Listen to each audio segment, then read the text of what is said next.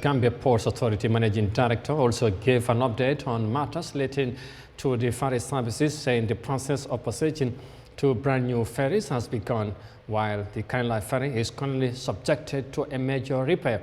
Usman Jibati also responded to concerns related to the widely reported corruption allegation at the port. Let's take a listen to him. The country.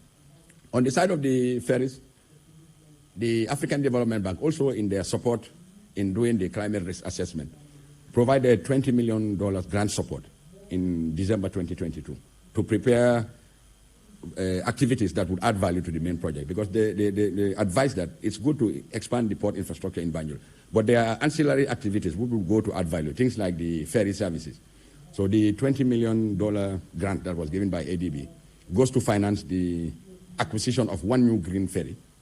And the second ferry is a government decision that the GPA has to pay for. So we are going for two ferries. Where we are with the ferries, as Honorable Minister rightly mentioned, only Kuntakinte ferry is available providing service between Banjul and Bara. And Kanilai has been subjected to major repairs and is currently dry dock at the Banjul shipyard. But our expectation was that by the time she was slipped out of the water, it would have been by this time of the year that she would have been refloated to continue to provide service. But what we've realized is the amount of work that needs to be done in terms of repairs far exceeded what our expectations were. Because once the ferry was dry docked and the metal plates were stripped, what we've noticed is, because under the ferry, the part that submerges in water is all with steel fabrication items. Now, what we've seen is that almost all of the longitudinal and transverse sections that are within the bottom areas are all corroded. So it requires a lot of replating and refixing. So that's what we're doing at the moment. But we're hopeful that by the end of this month, she will be refloated, and then the commissioning engineer will be on the ground to do the re-engineering, so that hopefully by March, it's long, but it's not long, we'll still be there. The Kanilai will be back in service prior to the two new ferries coming.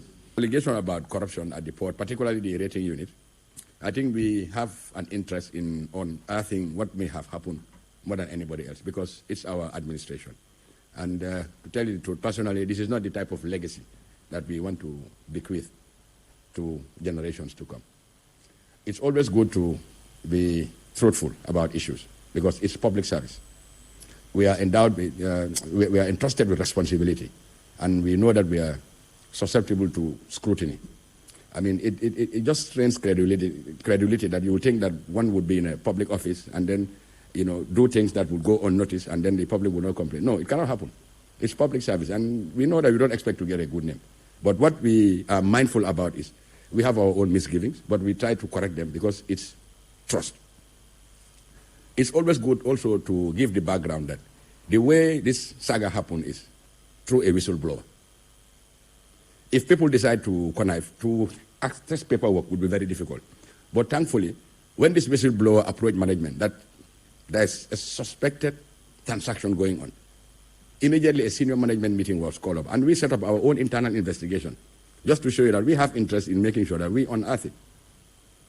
Now, in the investigation, because the word was already out in the public, figures have been thrown around.